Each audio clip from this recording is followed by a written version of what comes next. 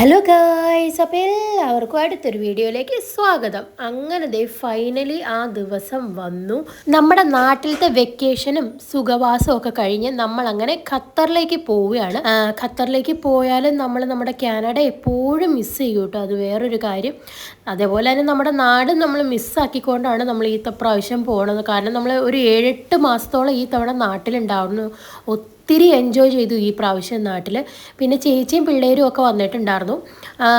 നമ്മുടെ കാറിൽ സജിൻ ഓടിച്ചിട്ട് വരുണും അമ്മയും ചച്ചും അതിലാണ് പോകുന്നത്. കാരണം അമ്മയ്ക്ക് കുറച്ച് നേരോടെ ചച്ചുയുടെ കൂടെ സ്പെൻഡ് ചെയ്യാമല്ലോ. അപ്പോൾ അതുകൊണ്ട് ഞാൻ ചേച്ചിയുടെ കൂടെ കാറിനാണ് വന്നത്. ഇപ്പം നമ്മളൊരു 2 മാസത്തേക്ക് വിസിറ്റിംഗ് വിസ അപ്ലൈ ചെയ്തിട്ടാണ് ഖത്തറിലേക്ക് പോണത്.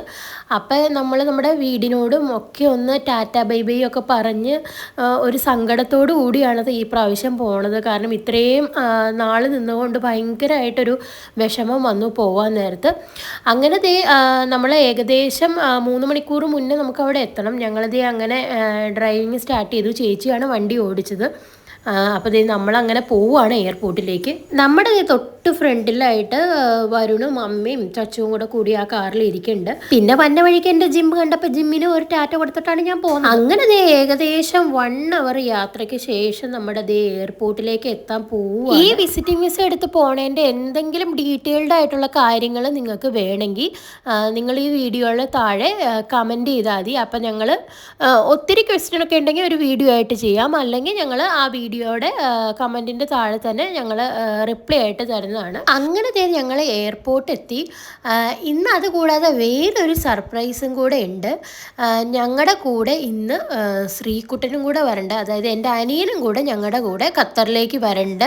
അവനെയും കൊണ്ടാണ് ഞങ്ങൾ പോണത്. അപ്പം ഞാനും വരുണും ചച്ചും ശ്രീകുട്ടനും കൂടെയാണ് ഇന്ന് ഖത്തറിലേക്ക് പോണത്. അപ്പോൾ അച്ഛനും അമ്മയും ശ്രീകുട്ടനും എല്ലാവരും അവിടെ വന്ന് നിൽക്കേണ്ട. കൂടാതെ ചിറ്റമാരും ഒക്കെ വന്നിട്ടുണ്ടായിരുന്നു. ശ്രീകുട്ടൻ ആദ്യമായിട്ടാണ് ഒരു ഇൻ്റർനാഷണൽ ഫ്ലൈ ചെയ്യണത്. അപ്പോൾ അതുകൊണ്ട് അവനെ യാത്രയാക്കാൻ എല്ലാവരും വന്നിട്ടുണ്ടായിരുന്നു.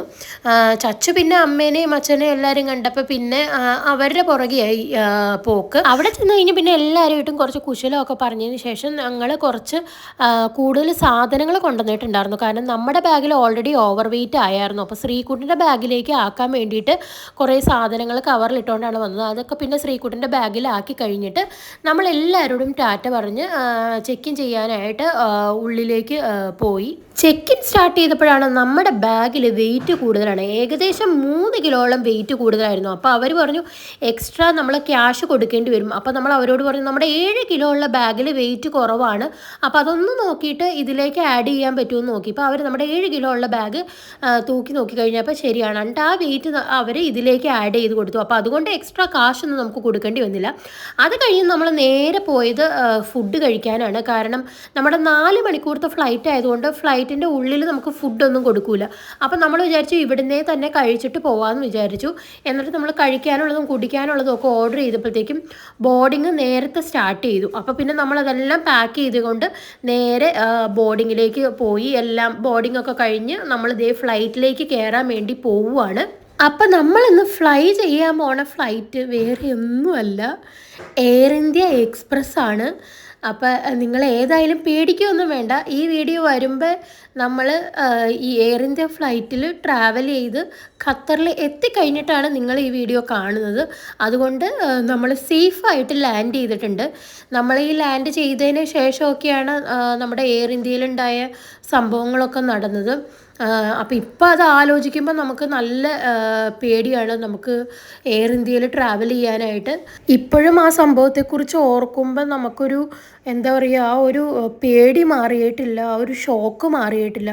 അപ്പോൾ ഏതായാലും നമ്മൾ തീരുമാനിച്ചിട്ടുണ്ട് ഇനി നമ്മൾ ഏതായാലും ഫ്ലൈ ചെയ്യുമ്പോൾ തൽക്കാലത്തേക്ക് എയർ ഇന്ത്യ ഫ്ലൈറ്റുകളൊന്നും യൂസ് ചെയ്യേണ്ടെന്നാണ് നമ്മൾ തീരുമാനിച്ചേക്കുന്നത്. എത്രയൊക്കെ പറഞ്ഞാലും നമുക്ക് നമ്മുടെ ജീവനാണ് വലുത്. അത് പോയി കഴിഞ്ഞാൽ പിന്നെ ഒന്നുമില്ലല്ലോ.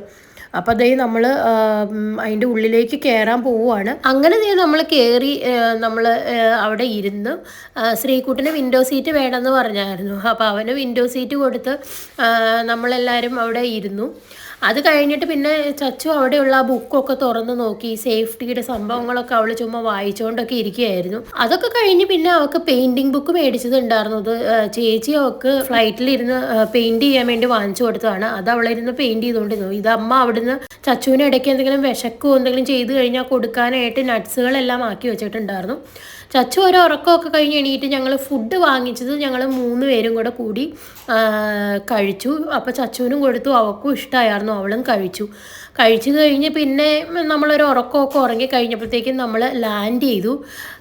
ലാൻഡ് ചെയ്യാൻ നേരത്ത് ഭയങ്കര ഒരു കുലുക്കത്തോടു കൂടിയായിരുന്നു നമ്മൾ ലാൻഡ് ചെയ്തത്. അപ്പോൾ ഞങ്ങൾ പറയുകയും ചെയ്തു ശ്രീകുട്ടനോട്, അവൻ്റെ ആദ്യത്തെ ഫ്ലൈറ്റ് ഇത്ര കുലുക്കത്തോടു കൂടി ഒരു എക്സ്പീരിയൻസ് ആയിട്ട് ലാൻഡ് ചെയ്തല്ലോ എന്ന് ഞങ്ങൾ അവനോട് പറയുകയും ചെയ്തു. നമ്മൾ അന്നേരം ഒന്ന് പേടിച്ചു കേട്ടോ, പക്ഷെ കുഴപ്പമൊന്നും ഉണ്ടായില്ല. അത് കഴിഞ്ഞ് നമ്മൾ അവിടെ നിന്ന് ഇറങ്ങി നേരെ ഇമിഗ്രേഷൻ്റെ അങ്ങോട്ടേക്ക് പോവുകയാണ്. അങ്ങനെ ഇമിഗ്രേഷനൊക്കെ കഴിഞ്ഞ് കഴിഞ്ഞ് ഞങ്ങൾ പെട്ടി എടുക്കാനായിട്ട് പോവുകയാണ്. അതിൻ്റെ ഇടയിൽ പിന്നെ ചച്ചുവിൻ്റെ ഓടിക്കളിയും അവളെ പിടിക്കാനായിട്ട് പുറകെ ഓടലും ഒക്കെ ഇതിൻ്റെ കൂട്ടത്തിൽ നടന്നുകൊണ്ടിരിക്കുകയാണ്. നമ്മളെല്ലാവരും പെട്ടി എടുക്കണടുത്ത് ചെന്നിട്ട് പെട്ടി വരാൻ വേണ്ടിയിട്ട് വെയിറ്റ് ചെയ്യുമായിരുന്നു. ഞങ്ങളുടെ ഒരു പെട്ടി മാത്രം കുറേ നേരം നിന്നിട്ടും വരണ്ടായിരുന്നില്ല. ഞങ്ങൾ കുറേ നേരം അവിടെ വെയിറ്റ് ചെയ്തു. ശ്രീകുട്ടൻ്റെ പെട്ടിയാണ്, വരണ്ടായിരുന്നില്ല. നമ്മളവിടെ വേറെയും കുറച്ച് ആൾക്കാരോട് ഉണ്ടായിരുന്നു. അപ്പോൾ അവരോട് ചോദിച്ചു കഴിഞ്ഞപ്പോൾ അവരുടെയും ഓരോ പെട്ടി വരാനുണ്ടെന്ന് പറഞ്ഞു. പിന്നെ നമ്മൾ അതിൻ്റെ ഉള്ളിൽ പോയി ചോദിച്ചു കഴിഞ്ഞപ്പോൾ ഇപ്പോൾ വരും പെട്ടി എന്ന് പറഞ്ഞ് നമ്മളവിടെ വെയിറ്റ് ചെയ്തിരുന്ന് കുറേ കഴിഞ്ഞപ്പോഴത്തേക്കും പെട്ടി വന്നതിൽ നമ്മുടെ പെട്ടി ഉണ്ടായിരുന്നു. അവസാനം നമ്മൾ നമ്മുടെ പെട്ടി എടുത്തുകൊണ്ട് പിന്നെ ഇങ്ങ് പോന്നു. ഈ പെട്ടിയായിട്ട് നമ്മൾ പുറത്തേക്ക് പോയപ്പോഴാണ് അവിടെ സെക്യൂരിറ്റി അലാറം അടിച്ചു.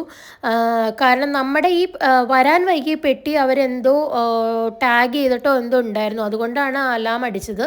അപ്പോൾ വരുണായിരുന്നു ആ പെട്ടി ഉന്തിക്കൊണ്ട് വന്നത്. അപ്പോൾ വരുണിനെ അവർ പിടിച്ചു നിർത്തിയിട്ട് നമ്മൾ കൂടെ ഉള്ളിലേക്ക് വന്നപ്പോൾ നമ്മളോട് പുറത്ത് ഇറങ്ങി നിന്നോളാൻ പറഞ്ഞു. ലാസ്റ്റ് കുറേ ടൈം എടുത്തു. വരുൺ ആ പെട്ടിയൊക്കെ തുറന്ന് അവർ ഫുൾ ആ പെട്ടിയൊക്കെ ചെക്ക് ചെയ്തിട്ടാണ് വരുണിനെ പുറത്തേക്ക് വിട്ടത്. നമ്മൾ ശരിക്കും പേടിച്ചു പോയി. ഞാൻ ശരിക്കും വിചാരിച്ചു വരുണിനെ പോലീസ് പിടിച്ചുകൊണ്ട് പോയി എന്ന് വിചാരിച്ചു. എന്തിനാ അവർ വരുണിനെ പിടിച്ചു നിർത്തിയണോ ഒന്നും അറിയില്ലായിരുന്നു. ആകപ്പാടി ഒരു എന്താ ചെയ്യേണ്ടതെന്ന് അറിയാത്ത ഒരവസ്ഥയായി പോയി. അത് കഴിഞ്ഞിട്ട് നമ്മളെ പിക്ക് ചെയ്യാനായിട്ട് ഇത്തയും വന്നിട്ടുണ്ടായിരുന്നു. അതായത് വരുണിൻ്റെ അച്ഛൻ്റെ ഫ്രണ്ടിൻ്റെ മോനാണ്. അപ്പോൾ അവർ ഖത്തറിൽ ഇവിടെ ഉണ്ട്. അപ്പോൾ അവരാണ് നമ്മളെ പിക്ക് ചെയ്യാനായിട്ട് വന്നത്. അപ്പോൾ അവരുടെ അടുത്തേക്ക് നമ്മൾ പോവുകയാണ്. അപ്പോൾ ഇന്നത്തെ ഈ ഒരു കൊച്ചു വീഡിയോ ഇത്രയൊക്കെ ഉള്ളൂ. എല്ലാവർക്കും ഇഷ്ടപ്പെട്ടു എന്ന് വിചാരിക്കുന്നു. അപ്പോൾ അടുത്ത വീഡിയോയിൽ നമ്മൾ താമസിക്കുന്ന സ്ഥലവും വിവരങ്ങളും എല്ലാം ആയിട്ട് അടുത്ത വീഡിയോ ആയിട്ട് വരാം. അതുവരെ ബായ്.